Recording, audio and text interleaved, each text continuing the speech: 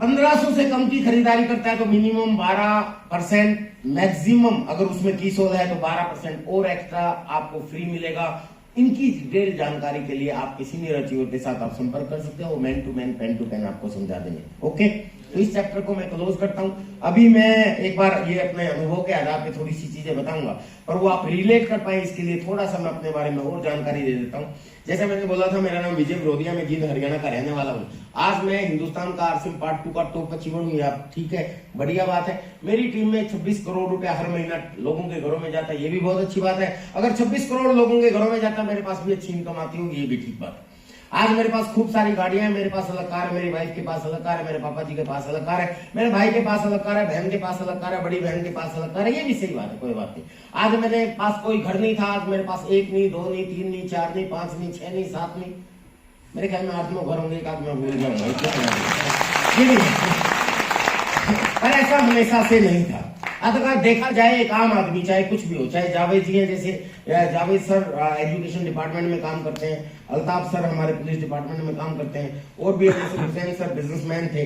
कोई आदमी कुछ भी करता हो सर, सारी जिंदगी भर गधे की तरह काम करने के बाद वो लास्ट में अगर देखेगा, पूरी जिंदगी जब क्रॉस कर लेगा, तो जिंदगी में 2 ही काम कर पाता हो। ये सुनो, ये क्या, यस कौन से काम, पहले सुन लो। पहला काम, बच्चे पैदा करता है, उनकी पढ़ाई लिखाई करवाता है, उनकी शादी कर देता है। एक तो ये काम, ये सुनो, यानी कि इन कामों में खर्चा होता है, इसलिए बताऊं। दूसरा, अपने लिए कोई एक घर बना लेता है। Maximum percentage of people in 2 काम पे सिमट के रह जाते हैं। इसके अलावा सारी जिंदगी भर अपने ही पैरों के नीचे अपने सपने कुचलते हैं वो। ये सुनो, that is the reality of life. आप किसी को भी देख लो, आप अपने खुद परिवार में देख लो, आपके पापा जी ने क्या किया, आपके दादाजी ने क्या किया, हेलो, और क्या आप भी ऐसे ही चले जाएंगे?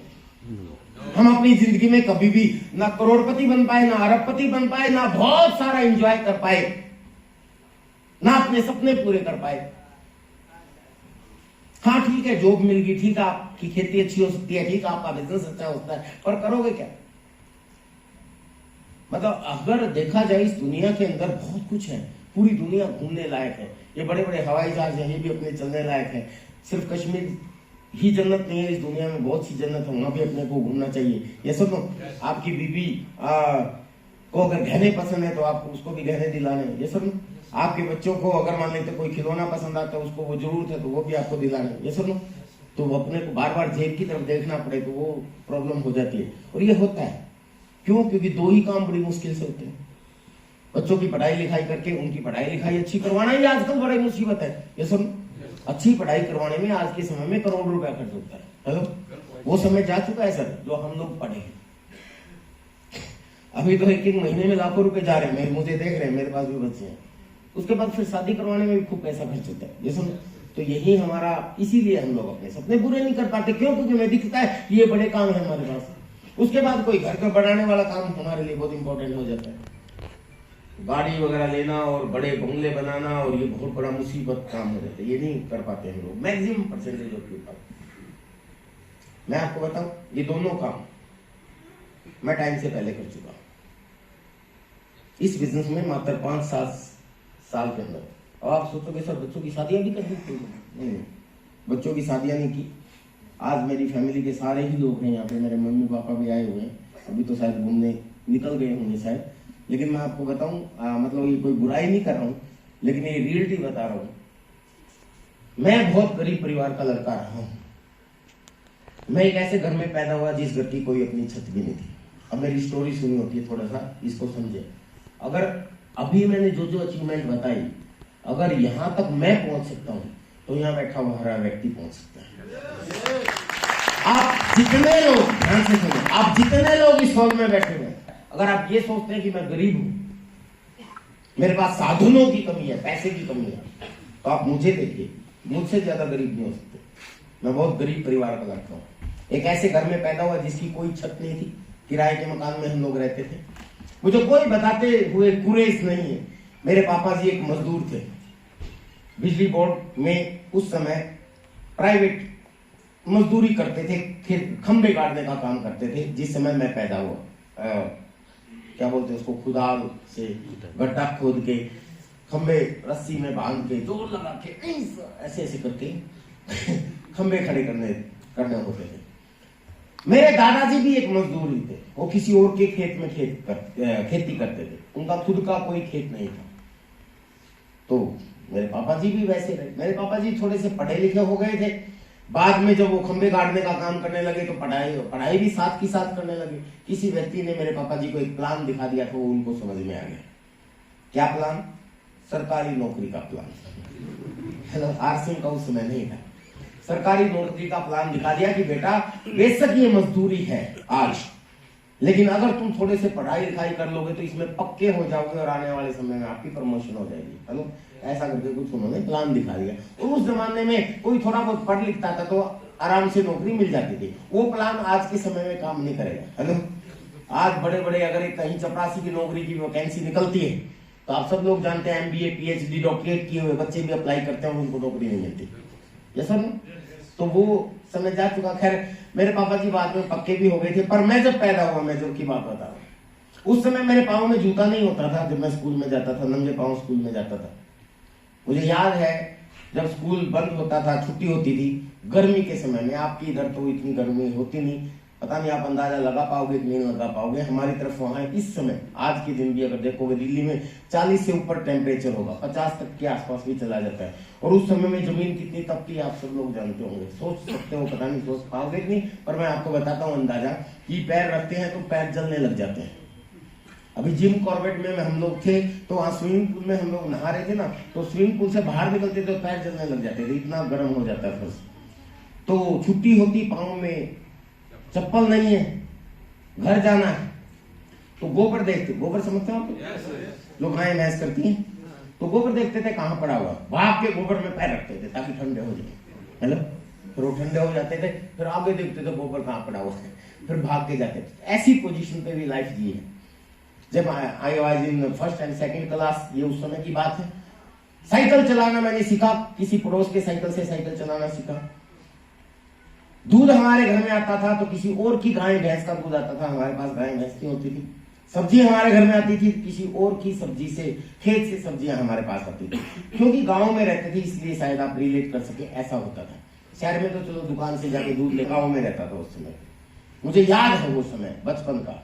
ये इसलिए क्योंकि मैं अपने पापा जी से बहुत क्वेश्चन पूछता था, क्योंकि मेरे साथ के जितने भी लोग थे उनके खुद के खेत, बच्चे थे मतलब मेरे दोस्त थे, उनके खुद के खेत होते थे, उनकी खुद की साइकिल होती थी, उनके घर में गाय भैंस होती थी। तो बच्चा तो जो देखेगा वही पूछेगा। तो मैं मेरे पापा से यही पूछता था, पापा जी हमारे घर में भैंस क्यों नहीं है? पापा जी हमारा खुद का घर क्यों नहीं है? पापा जी हमारे पास साइकिल क्यों नहीं है? पापा जी हमारे पास खेत क्यों नहीं है? तो ये क्वेश्चन थे बचपन के मेरे। तो उस समय सभी लोग कहते थे बेटा पढ़ लिख जाओ, पढ़ाई लिखाई करोगे तो अच्छे नौकरी मिल जाएगी कभी और आप अच्छे पैसे वाले बन जाओगे, तो तब आपके पास ये सब कुछ हो जाएगा। तो ये बचपन की घटनाएं मैं आपको बता रहा हूं, जबकि ये आजकल लागू नहीं होती। बड़े पढ़ाई लिखाई किए वाले देखे जाते हैं, कुछ नहीं मिलता। पर आज क्या लागू होता है वो मैं अपनी स्टोरी के माध्यम से आपको बता रहा हूं।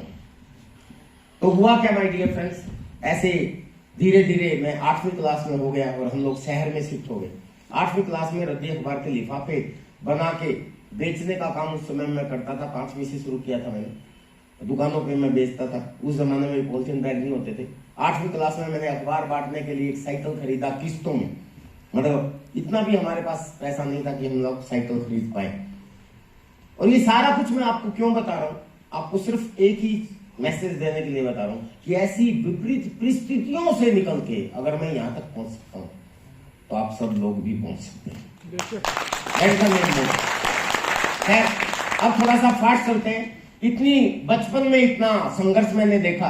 अखबार बांटने के लिए मैं सुबह 3:30 बजे जाता था, अपना साइकिल उठा के पटियाला चौक पे, हमारे वहां से लगभग 5-6 किलोमीटर दूर था, अखबार उठाता था, फिर पूरी कॉलोनी में अखबार लोगों के घरों में फेंकता था और उसके बाद आके तैयार होकर स्कूल में जाता था। धीरे धीरे मैं और बड़ा हुआ, 11वीं क्लास में हुआ, स्पोर्ट्समैन था, कराटे का अच्छा खिलाड़ी बन गया। मैंने कराटे में ब्लैक बेल्ट हासिल कर ली। उसके बाद में कोच बन गया। मेरे गुरुजी ने मेरा कराटे का सेंटर खोल दिया। जिस स्कूल में बच्चों को कराटे मैं खुद पढ़ता था, उसी स्कूल में बच्चों को कराटे सिखाता था। उसके बाद में college, thank you very much. और अपनी पढ़ाई को, ये मैं आपको क्यों बता रहा हूँ समझे, अपनी पढ़ाई का खर्चा भी मैंने खुद ही निकाला है। 5वीं क्लास से 8वीं क्लास में अखबार बांट के, 11वीं क्लास में बच्चों को कराटे सिखा के, और उसके बाद मैं ग्रेजुएशन करने के लिए एमडी यूनिवर्सिटी चला गया। वहां वेस्ट कॉलेज में जब मैं पढ़ता था तो वहां उस कॉलेज के बच्चों को कराटे सिखाता था। उसके बाद इंजीनियरिंग करने के लिए दिल्ली चला गया, 3 साल वहां दिल्ली में रहा। तो दिल्ली में लोधी गार्डन में हर रोज शाम को कराटे सिखाता था और हर रोज सुबह वहां से 14 किलोमीटर जाके कराटे सिखाता था। और आखिर मेरी पढ़ाई पूरी होगी और विजय विरोधिया बीटेक में कंप्यूटर इंजीनियर। अब तो नौकरी मिल जानी चाहिए थी, मिल जाती है सर। तब पता चला कि भाई इतना संघर्ष किया मैंने, इतने काम किए, इतने पापड़ बेले अपनी पढ़ाई के लिए कि उसके बाद मैं सेट हो जाऊंगा। और डिग्री मिल गई मेरे को, पर नौकरी नहीं मिली। 1 साल धक्के खाए, नहीं मिली, क्योंकि एवरेज स्टूडेंट था। नौकरी अक्सर 3 तरह के लोगों को मिलती है। या तो वो टॉपर हो, ये सुनो, अपनी एजुकेशन में उसको आसानी से मिल जाएगी, या उसके पास चेक और जैक हो। चेक का मतलब पैसा हो रिश्वत देने के लिए, सॉरी टू से बट है ये सच्चाई। या फिर उसकी बैक हो, जैक हो, सिफारिश हो। ना मेरे पास सिफारिश थी, ना मेरे पास पैसा था, और ना ही मैं टॉपर था। पर आज खुशी होती है, भगवान का शुक्र है मैं टॉपर नहीं था, अल्लाह का शुक्र है मैं टॉपर नहीं था। क्यों? तुम टॉपर होता तो कहीं नौकर होता। हेलो, समझ रहे? आज मैं मालिक बन गया है। एनीवे, इस स्टोरी को थोड़ा सा आगे बढ़ाते हैं। मैंने खूब संघर्ष किया सर, 1 साल खूब धक्के खाए। उसके बाद मैं वापस आ गया। 1 साल के बाद अपने घर पे पापा जी ने बुला लिया। पूरे मेरे पापा जी की कमाई 2 साल की वो मैंने ले ली। 2 लाख रुपए इकट्ठी हुई थी उनकी, सिर्फ 2 लाख रुपए मैंने कर्ज लिया, और एक मैंने पार्टनर ढूंढा। 3 जगह से फाइनेंस होकर मैंने कंप्यूटर का सेंटर खोल दिया। और मेरी जिंदगी ऐसे ही चल रही थी जैसे आप लोगों की चल रही है, जो अभी आरसी में नहीं है। कुछ ना कुछ तो करते ही आप लोग। कोई लोग नौकरी कर रहा है, कोई लोग दुकान कर रहा है। ऐसे ही मैं सुबह 5 बजे उठ के बच्चों को कराटे सिखाने के लिए जाता था, और रात के 8 बजे तक मैं बच्चों को कंप्यूटर सिखाता था। ये मेरी कहानी है आरसी से पहले की।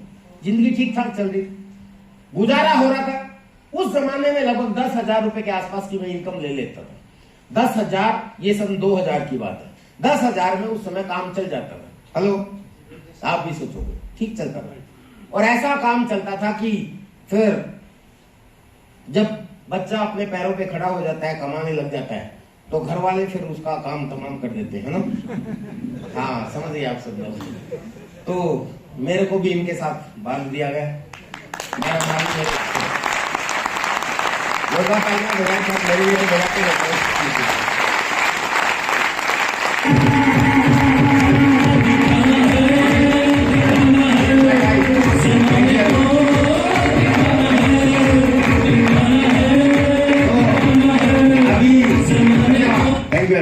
अभी आई गई है तो कुछ है ना। आप सोचोगे यार आई थी बिना बोले ऐसे उतार दिया, ये भी कोई बात हुई है? हम तो इज्जत करते हैं आपके, मतलब आपके जहाँ जिस कल्चर के आपको क्या वहाँ इज्जत नहीं करते महिलाओं की, तो हम भी करते हैं। तो आई है तो दे देते हैं।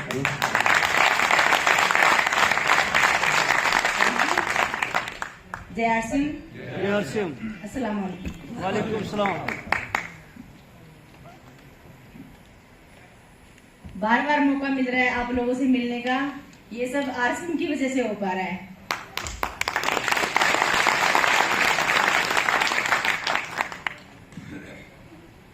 जैसे इन्होंने बताया कि मेरे को इनके साथ बांध दिया गया।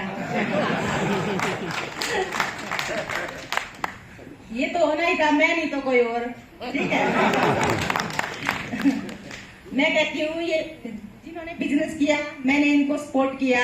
मैं आप सबको भी कहना चाहूंगी आप भी अपनी फैमिली को इस बिजनेस में लाएं, और फैमिली को भी कहना चाहूंगी आप भी अपने पार्टनर का साथ दें, और इससे ज्यादा अच्छा मौका और कहीं नहीं मिलेगा आगे बढ़ने का और अपने सपने पूरे करने का। जैसे हम आरसीएम से अपने सपनों को साकार कर रहे हैं और कर पा रहे हैं, तो आप भी कर सकते हैं। जय आरसीएम, थैंक यू। अच्छा मैसेज दिया मैम आपने, मतलब मैम ने तो बढ़िया है सर, सच में ये है कि ये जो सपने पूरे कर पा रहे हैं आप भी कर सकते हैं, ये सुनो। और मैडम ने एक शब्द बोला कि भी बार बार आप लोगों से मिलने का मौका मिलता है, तो कई लोग सोच रहे हैं बार बार कब मिलने का मौका मिलता है, क्योंकि पता है जो इनके सर्कल के जितने भी लोग हैं या हमारे सर्कल के जितने भी लोग हैं, फ्रेंड में, फैमिलीज में, वो बेचारे कश्मीर में ही नहीं आ पाए आज तक। हेलो, वो घूम ही नहीं पाए। और मेरी मैडम, हम यहाँ आप लोगों की वजह से या इस सिस्टम की वजह से कश्मीर के चप्पे चप्पे में घूम चुके हैं। हेलो, आपके लिए बड़ा अजीब, आपके लिए नॉर्मल बात हो सकती है, लेकिन हमारे लिए नॉर्मल बात नहीं है। जैसे हमारे लिए तो ये एक जन्नत है। वहां से अगर कोई आदमी ये जाता ना, अभी मेरे पूरे परिवार में ही कश्मीर में गए हुए, घर की मुर्गी दाल बराबर, आपके लिए अजीब हो सकता है। बट यहाँ दूसरी चीज और मैं बता देता हूँ सर, बट एक हकीकत और बता देता हूँ आप लोगों को। जितना कश्मीर में मैं घुमा हूं ना, गारंटी देता हूं हम नहीं घुमा, आप नहीं घूमे होंगे। क्यों? क्योंकि हम अपनी जिंदगी के आजीविका कमाने में इतने उलझे हुए हैं कि ना हमारे पास टाइम है और ना ही हमारे पास पैसा है। हेलो, अभी जावेद सर ने अपनी टीम के साथ डल लेक में एक एंजॉय का वीडियो दिखाया मुझे आज। अभी कुछ टीम गई थी, इन्होंने कोई डिनर प्रोग्राम किया था, जो अचीवर्स थे उनके साथ। मैं कहता हूं आप तो यहां रहते हो, आप वो नहीं एंजॉय कर पाए होंगे अभी तक। आप शिकारे में जाके जिस तरह से हम एंजॉय कर पाते हैं, आप सामने देखते हो, लेकिन वो एंजॉय आप नहीं कर पाए होंगे अभी तक। क्यों? क्योंकि ना तो आपके पास उतना समय और ना शायद पैसा भी। हेलो, बहुत सी चीजें हैं। वो मुझे याद है कहानी, हमारे सीनियर अचीवर बताते थे कि जी एक बार क्या हुआ कि कोई सैलानी था समुद्र के किनारे, और सुबह सुबह वो उठ के समुद्र की लहरों को देख रहा था, और वहां से एक मछुआरा जो हर रोज सुबह जाके मछली पकड़ के आता है, वो आ रहा था। तो जैसे वो लहरों को देख रहा था और ऐसे देखते देखते अचानक बोला, वाह क्या नजारा। तो मछुआरा हंसने लगे थे, उनको रोज ही देखते हैं, कहाँ नजारा। तो मछुआरे ने पास में बुलाया, मछुआरे को उस व्यक्ति ने पास में बुलाया, इधर आओ देखो, वो देखो लहरें, और वो उगता हुआ सूरज, उसकी लालिमा, और वो पेड़ खजूर का जा रहा है, और वो जो कश्तियां आ रही है, वहां देख रहा हूं, इन सबको मैं एक साथ देखो। तो वाह क्या नजारा है।